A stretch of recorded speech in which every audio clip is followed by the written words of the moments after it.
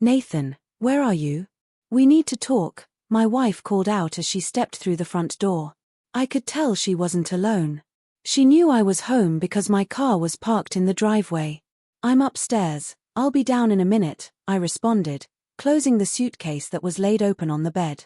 What are you doing home so early? She asked as she walked into the bedroom. And why are you packing a suitcase? Oh, I got a call from a potential client, completely out of the blue. So I left work to pack. I've got to catch a flight in a couple of hours, I explained. Sorry I didn't mention it earlier, but this opportunity just came up. I need to act quickly before it's too late. All right. Well, I hope you have a few minutes because we really need to talk, she said. Yeah, sure, no problem. I've got some time, I answered, picking up my suitcase and following her downstairs. We headed into the kitchen and sat at the table, where I noticed another man seated there. I recognized him immediately. It was Dave Knowlton, one of the attorneys from the firm where my wife worked.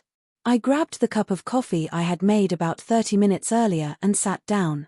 Nathan, there's really no easy way to say this, so I'm just going to be blunt. Dave and I have fallen in love with each other. I don't love you anymore, and I want a divorce. We've already filed the papers. Here's your copy. I chuckled. Well, I can't really argue with that. If it's over, it's over. Mind if I take a look at the papers? It's best to just get this sorted.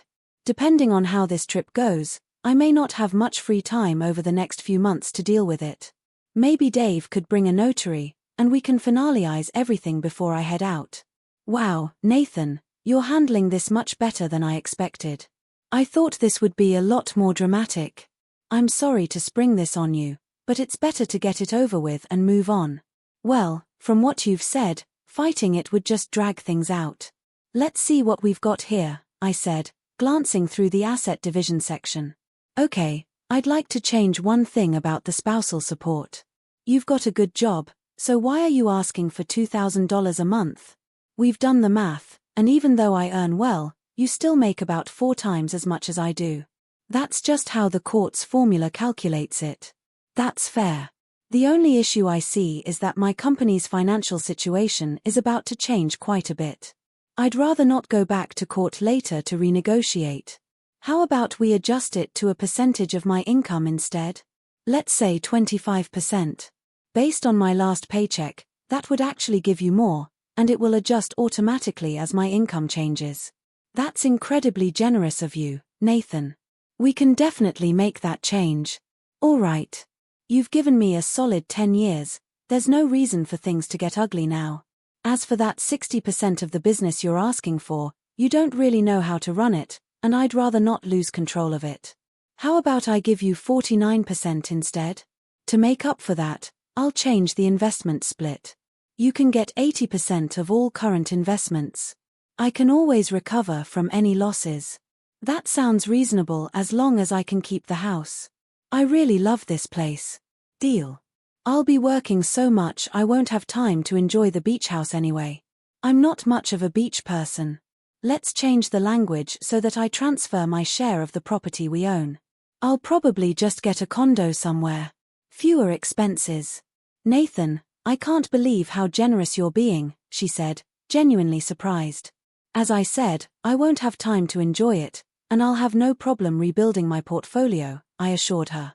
Okay, now about the alimony. Honestly, I think your proposal is too low. There's no clause to adjust it as your income increases. At the end of the day, I want the kids to be well taken care of. Let's change it to say 25% of my entire income, not just my paycheck, but also any investment income from within the country. Since you'll be the guardian, the kids should be on your insurance too. That makes sense. I'll have Dave hop on the Wi-Fi and print the new documents. We'll get them notarized, and Dave can file them. Thanks, Nathan. You've been very mature about this, and I appreciate it, she said with a sigh of relief. The documents were printed, the notary arrived, and we signed the papers. After that, I grabbed my suitcase and headed to the airport. A month later, I was dozing off on a beach in Cabo when my ringtone jolted me awake. I didn't need to check the caller ID to know who was calling.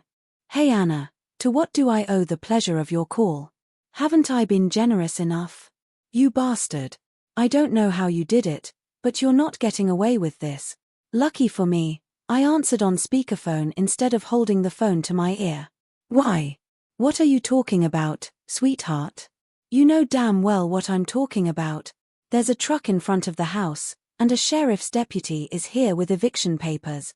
Well, I'd assume the new owners of the house need you and your boyfriend to move out before they can move in. You signed the house over to me. What do you mean new owners? I'm the owner. Technically, no. What I transferred to you was all the property we owned when we signed the divorce papers. By the time you handed me those papers, we hadn't owned any property for more than 3 months. Since your name wasn't on the paperwork, I didn't even need your signature to sell it all. You mean the beach house too? As I told you, I'm not much of a beach person. You bastard. Where the hell are you? I need to meet with you to discuss signing the papers so I can get my share of the company. About that, yeah, you didn't do it. 6 months ago, I was only managing the company for the new owners to get a paycheck until they got going. Actually, I stopped working there completely the week before our last conversation. So, no paycheck, no allowance. But what about the kids? You said you wanted to take care of them. No, I said I wanted to take care of my children. Since I'm not the biological father of any of them, I have no interest in supporting them. Maybe you should ask Chris and Jerry to take care of their own kids. DNA is a wonderful thing. Well, at least I have my savings and investments. She stopped mid-sentence as I couldn't hold in my laughter any longer. Let me guess, she groaned, that's gone too. Yep. Transferred it all to an offshore account the minute I sold the business. Good luck finding it. We'll see what the court has to say about this. Good luck with that. I gave you exactly what was laid out in the documents you signed and notarized. You got 49% of the business I owned at the time we signed. You got all the property we owned then, your share of my income, and child support is set at exactly 25% of my income in the US. Just because you didn't bother to check if I still owned any business, property, or had income when you signed the papers is none of my concern. You're getting exactly what you deserve. What do you mean? I supported you for 10 years as your wife. I deserve more than nothing. Oh, you do, huh? You've been cheating on me for at least the past 5 years. As soon as I left, you moved your latest conquest into the house. You're a cheater and don't deserve a damn thing. Oh, and by the way, I filed a lawsuit against your company. What? Why?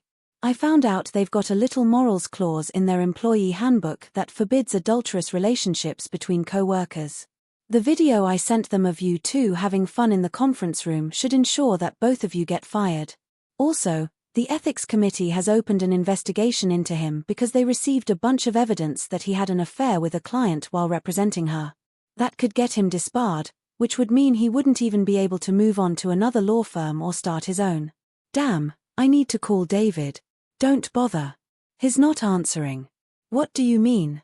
From what I've heard, he was the victim of a pretty violent robbery. He's probably on his way to Mercy General in an ambulance right now. Maybe it's time for you to find a new boyfriend. Oh my God, no. Not even close. Although, the beautiful Latina woman lying next to me right now says the same thing, though she usually screams it when we're both naked. The call ended not long after that. My Latina beauty stirred awake from her nap and suggested we head back to the enclosed stall where we could wear even fewer clothes. I had brought her on this trip as a thank you for keeping me informed about my wife's antics. She had called earlier that day to let me know that the papers were filed, and they were planning to ambush me that evening. Afterward, she quit the law firm and packed her bags. We met at the airport and flew to Cabo together. 2 days later, we were off to Costa Rica, where there's a large expat community, and you can live like royalty for cheap.